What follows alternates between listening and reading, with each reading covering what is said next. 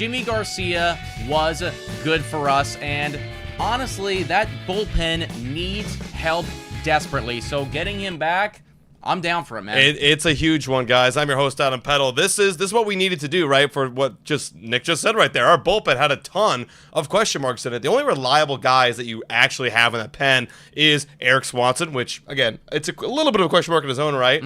You got Chad Green, and you got Brandon Little. Those are really the guys that I'd be comfortable fielding in that bullpen. But now you got Yimi Garcia back. He's back for at least 2 more years, everybody. This one was actually broken by Ari Alexander. So shout out to you for the first report on that. Yimi Garcia coming back home for a 2-year, $15 million deal. So that works out to be about $7.5 million per year. I like the signing. This is a quality middle reliever that we know and we trust in the Toronto Blue Jays system. Quick shout out here to Isaac with a $279 donation saying now we need IKF. Wouldn't that just be hilarious? Let's bring all the boys back, you know? But honestly, like, this is one of those moves that just needed to happen. And no, it doesn't necessarily move the needle and make us a much better baseball team.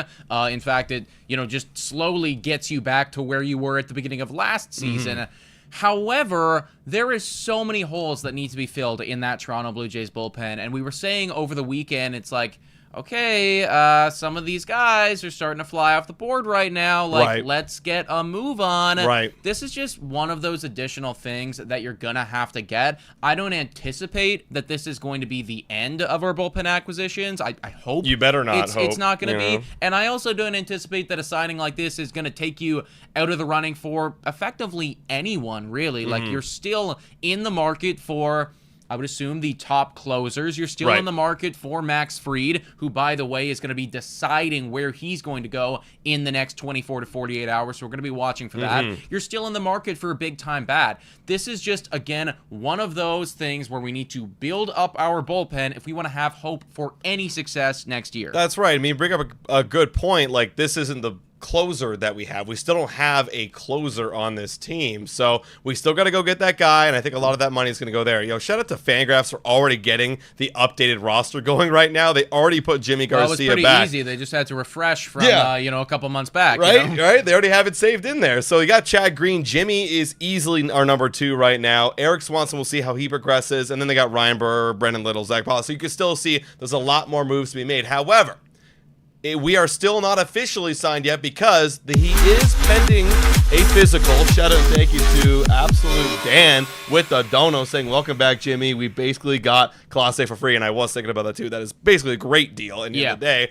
But look, he's still pending a physical right now because if you remember correctly, he got hurt with the Blue Jays when he was with us in the early half of the year, and then he got a season-ending injury in September with the Mariners, and there was a lot of speculation whether his elbow would be okay for the upcoming year. So we got to make sure that he's actually healthy before he's trying to Blue Jays. So it's a little bit concerning, but it is minorly concerning. I'm hoping that the Jays just know something that we don't, because I had this thought right after I got that update. I was like, okay, so Yimi Garcia, 2 years, $15 million. Works out to be $7.5 million per year.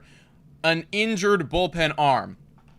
I know an injured bullpen arm that was supposed to get paid $7.5 million that the Toronto Blue Jays didn't decide to retain, being Jordan Romano. So I'm just hoping that, like, that was a situation where they knew something that we didn't, and knowing that his health was, like, a serious detriment. Whereas this is a situation where they truly feel like, no, it should all be okay. He will be healthy. Granted, it is weird that the Phillies then gave Romano $8.5 million. Dude, when I saw Romano go to Phillies for $8.5 I'm like, well, do they know something that we don't know? Because clearly they were willing to pay that money. Yeah, again, that in its own right is kind of a weird one, and just like you gotta wonder, like, was there a relationship thing? I don't know. I don't want to speculate.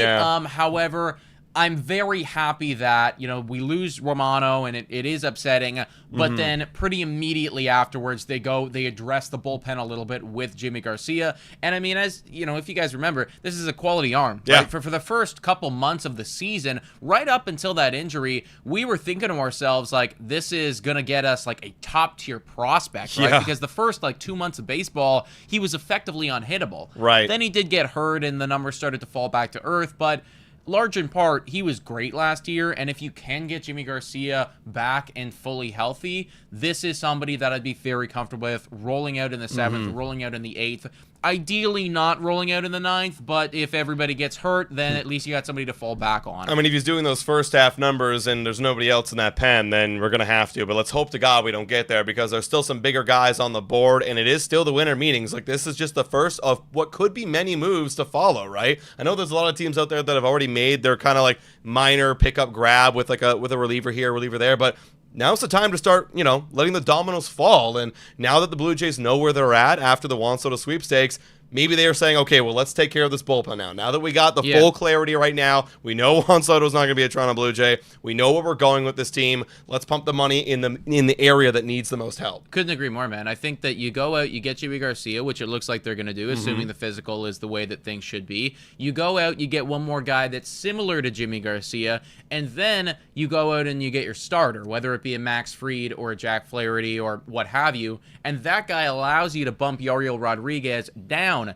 into the bullpen, and now it's like, oh shit, there's 3 guys that we didn't have in the bullpen before that are in there now, and at least that I can start to wrap my head around and go, okay, you know what, the rotation is super solid, so we should get a lot of 6, 7, 8 inning games out of those starters, and the bullpen is looking a lot more concrete. If of course they go and they do all those moves. I'd even, I mean, beggars can't be choosers, but I'd even say that one other additional Yimi Garcia type, I'd say, like, if you can make that your closer, right, have a closer, then you have a Yimi Garcia, you have an Eric Swanson, you have a Chad Green, very good setup options right there behind a good solid closer that kind of bumps everyone down, and then you got your Brandon Littles of the world, and maybe you'll need to hope for a couple breakouts. You got to hope for a couple breakouts. Does, maybe Hagen Danner, you know what I mean? Like, there's guys in there who can maybe break out just a little bit. Maybe an Adam Macko comes up and gives the big league a shot. But I think the big key right there is if we go get a Max Fried or a Corbin Burns or hell any starting pitcher that puts Yariel in a great spot in the pen to clean up like 2 innings every 3 days, and that's very vital for the Toronto Blue Jays. Yeah, for sure, man. I mean, I don't want to overreact here, but like some people are saying that we're all the way back, and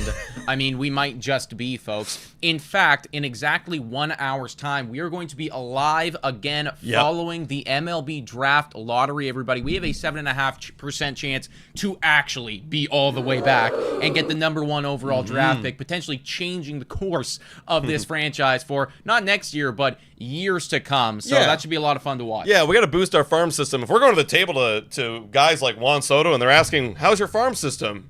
Well, if we had the #1 overall pick, it'd be a lot better. It'd be a lot better, guys. Yeah, I just, if I'm those guys, like if I'm Mark Shapiro or Ross Atkins, I get asked that question.